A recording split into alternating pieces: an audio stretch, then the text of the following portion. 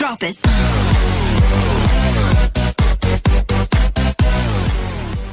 Assalamualaikum, nama saya Nur Ainadia binti Maisa dari kumpulan A dan ini adalah pentaksiran akhir saya.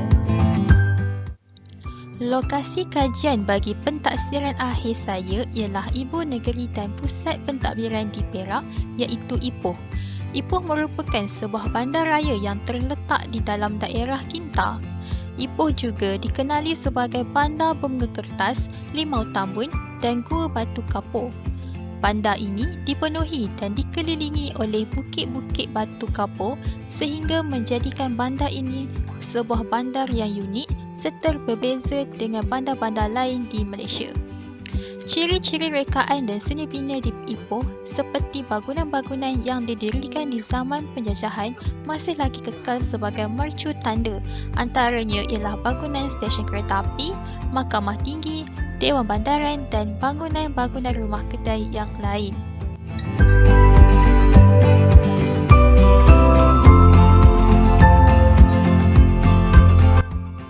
Bandaraya Ipoh terdiri daripada bentuk muka bumi tanah pamah yang mempunyai keluasan 643 km persegi. Tanah pamah menjadi kawasan penempatan, perindustrian dan jalinan pengangkutan seperti jalan raya, kereta api dan sebagainya. Ipoh merupakan kawasan yang beriklim khatulistiwa atau dikenali sebagai iklim hutan hujan tropika di mana panas dan lembap sepanjang tahun. Kadar suhu pula adalah di antara 23.7 darjah ke 33.2 darjah Celsius manakala kelembapan melebihi 82.3% serta hujan pada kadar 3,218.0 mm setahun. Oktober merupakan bulan yang paling lembap dengan taburan hujan pada kadar 297.2 mm manakala Januari merupakan bulan yang paling kering dengan taburan hujan pada kadar 132.3 mm. Terdapat banyak bukit batu kapur di bandaraya ini seperti Taman Rekreasi Gunung Lang, Kek Lok Tong, Gua Tambun dan sebagainya. Taman Rekreasi Gunung Lang sering menjadi tarikan pelancong kerana keunikannya yang mempunyai pemandangan bukit batu kapur dan tasik bekas lombong.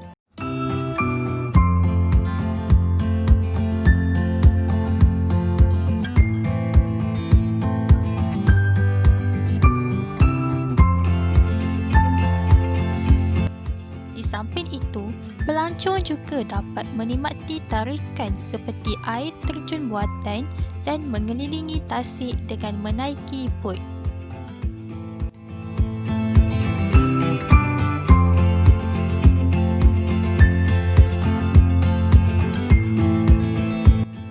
Anggaran penduduk di Ipoh adalah seramai 866,772 jumlah penduduk dan merupakan tangga keempat bandar terbesar di Malaysia. Majoriti penduduk di Ipoh adalah terdiri daripada kaum Cina dan diikuti dengan kaum Melayu dan India, di mana masing-masing menganuti agama Buddha, Islam dan Hindu. Pekan Ipoh sering menjadi penyatuan setiap kaum kerana mempunyai tarikan dari segi makanan, seni bina bangunan dan tumpuan sosial penduduk.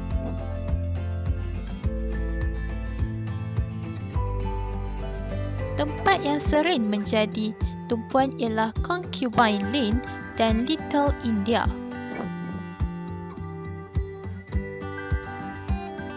Kegiatan ekonomi masyarakat setempat ialah perindustrian, perniagaan kecil-kecilan dan pelancongan. Kawasan perindustrian Tasik merupakan salah satu contoh kawasan perindustrian yang terdapat di Ipoh.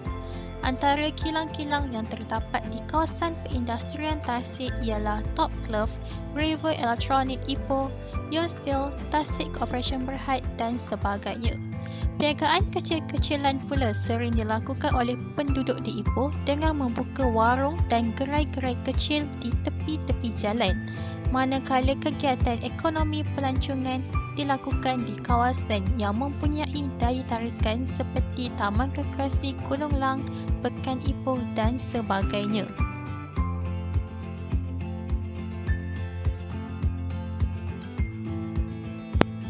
Bentuk muka bumi Tanah Pamah menjadikan Bandaraya Ipoh sebagai kawasan penempatan dan tapak perindustrian.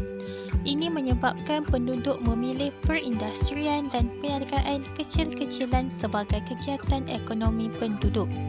Perindustrian lebih banyak didominasikan oleh kaum Melayu, manakala perniagaan kecil-kecilan dilakukan oleh ketiga-tiga kaum. Kepadatan penduduk di Ipoh menguatkan lagi penduduk memilih perniagaan kecil-kecilan sebagai kegiatan ekonomi.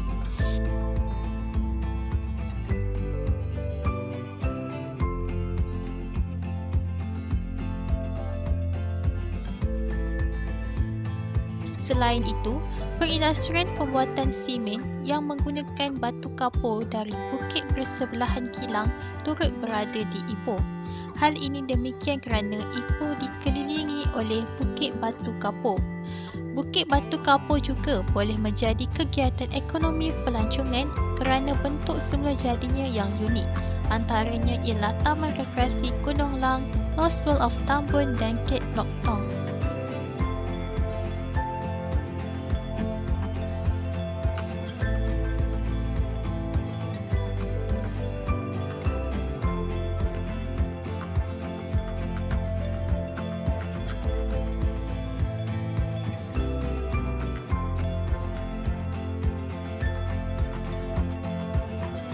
Kesimpulannya, ciri-ciri fizikal di Ipoh dan latar belakang sosial penduduk saling mempengaruhi antara satu sama lain dalam kegiatan ekonomi masyarakat.